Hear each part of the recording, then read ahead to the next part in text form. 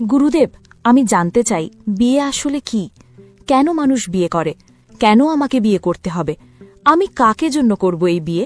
এই বিয়ে আমার জন্য নাকি সমাজের জন্য নাকি ঈশ্বরের জন্য? আর সবচেয়ে বড় প্রশ্ন, মেয়েরা এত কষ্ট সহ্য করে কেন? কেন তাদের জীবনেই ত্যাগ বেশি? কেন তাদেরই চোখের জল লুকিয়ে রাখতে হয়? কেন গুরুদেব? আজ আমি উত্তর চাই, শুধু সামাজিক কথা নয়। আমি চাই শিব পুরাণ, বেদ আর বিষ্ণু পুরাণের আলোকে সত্যিকারের আধ্যাত্মিক উত্তর। বৎসে, তোমার প্রশ্ন খুব গভীর, কারণ এই প্রশ্ন শুধু তোমার নয়, যুগে যুগে নারীর অন্তরে এই প্রশ্ন জ্বলেছে। বিয়ে কি শুধুই সামাজিক বন্ধন? বেদ বলে বিবাহ হল ধর্মের এক স্তম্ভ, শিবপুরাণ বলে বিবাহ হল আত্মার পরিশুদ্ধির যাত্রা, আর বিষ্ণুপুরাণ বলে গৃহস্থ আশ্রম ছাড়া সমাজ টিকে থাকতে পারে না। বিয়ে মানে কেবল সুখ ভোগ নয়, বিয়ে মানে কর্মফল ভোগ ও কর্মশোধনের পথ। কিন্তু গুরুদেব, যদি বিয়ে এত পবিত্র হয়, তাহলে তাতে এত কষ্ট কেন? কান্না কেন? প্রতারণা কেন? দম বন্ধ করা জীবন কেন? মেয়েদের স্বাধীনতা হারাতে হয় কেন? কেন তারা নিজের স্বপ্ন ত্যাগ করে অন্যের সংসার গড়ে তোলে? এটা কি ধর্ম না অত্যাচার? বৎসে, শিবপুরাণে বলা হয়েছে শিব ও শক্তি একে অপরের পরিপূরক। শক্তি ছাড়া শিব সব, আর শিব ছাড়া শক্তি অশান্ত। বিয়েতে কষ্ট আসে কারণ মানুষ ধর্ম ভুলে কাম আর অহংকার নিয়ে সংসার করে। বিয়ে কষ্ট দেয় না, কষ্ট দেয় মানুষের অজ্ঞতা আর লোভ। তাহলে গুরুদেব, কিভাবে বিয়ে হয়? কে ঠিক করে আমার বিয়ে কার সাথে হবে? বাবা মা, সমাজ না ঈশ্বর? বেদ বলে বিয়ে হয় ৩ স্তরে।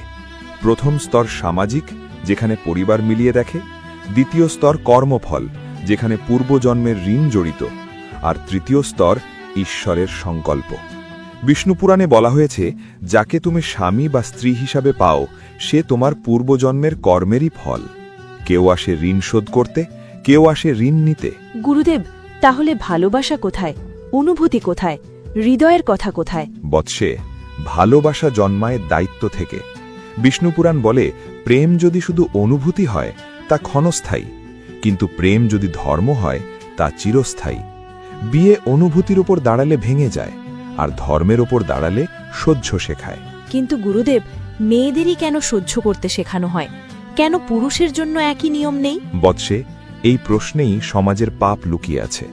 শাস্ত্র কখনো বলেনি নারী নির্যাতিত হবে। শিবপুরাণে নারীকে শক্তি বলা হয়েছে। বেদে বলা হয়েছে যেখানে নারী সম্মানিতা, সেখানে দেবতা বাস করেন। মেয়েদের কষ্ট শাস্ত্রের বিধান নয়, এটা মানুষের বিকৃতি। তাহলে গুরুদেব, একজন মেয়ে কাকে জন্য বিয়ে করবে? বাবা মার জন্য, সমাজের জন্য, না নিজের মুক্তির জন্য? বৎসে, শাস্ত্র বলে বিয়ে করো ধর্ম পালনের জন্য, আত্মশুদ্ধির জন্য, সমাজ রক্ষার জন্য, কিন্তু নিজের আত্মাকে মেরে নয়। যদি বিয়ে তোমার অস্তিত্ব ধ্বংস করে, তবে তা ধর্ম নয়, তা অধর্ম।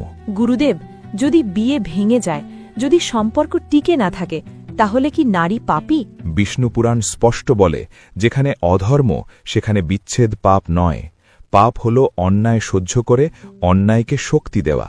শিবপুরাণ বলে আত্মা কখনো দাসত্বের জন্য জন্মায় না। তাহলে গুরুদেব, সুখী বিয়ের আসল রহস্য কি? বৎসে, সুখী বিয়ের রহস্য হল ৩টি স্তম্ভ: ধর্ম, ধৈর্য ও দয়া।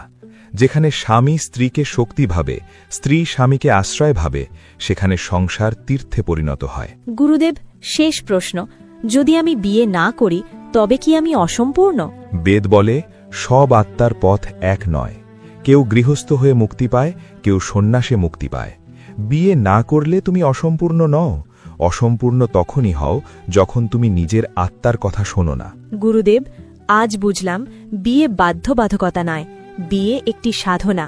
আর নারী দুর্বল নয়, নারী সেই শক্তি যার ওপর সংসার ও সমাজ দাঁড়িয়ে থাকে। তাই বৎসে, মনে রেখো, বিয়ে করো ভয় থেকে নয়, করুণা থেকে করো, দায়িত্ব থেকে করো, আত্মার ডাক শোনে। তখনই বিয়ে হবে মুক্তির পথ, নয়তো তা হবে শুধু কষ্টের শৃঙ্খল। গুরুদেব, কিন্তু ভেতরে এখনো একটা ভয় আছে। যদি বিয়ে আত্মার সাধনা হয়, তাহলে কেন এত মানুষ এই সাধনায় ব্যর্থ হয়? কেন সংসার তীর্থ না হয়ে কারাগার হয়ে যায়? কেন এত নারী প্রতিদিন নিজের ভিতর ভেঙে পড়ে কিন্তু বাইরে হাসি মুখে সংসার টিকিয়ে রাখে? আজ আমি এই শেষ পর্বে সব জানতে চাই, একদম গভীর থেকে, কোনো ঢাকঢোল নয়, কোনো সামাজিক মুখোশ নয়। বৎসে, আজ তুমি যা জানতে চাইছ তা গোপন জ্ঞান। শাস্ত্রে আছে, কিন্তু মানুষ পড়ে না, বোঝে না। শিব পুরাণ বলে কলিযুগে বিয়ে ধর্মের জন্য নয়, অধিকাংশ সময় ভয় আর লোভের জন্য হয়। ভয়, একা থাকার ভয়, সমাজের ভয়, আর লোভ, অর্থ, নিরাপত্তা, মর্যাদা। তাহলে গুরুদেব, এই ভুল শুরুটা কোথায় হয়?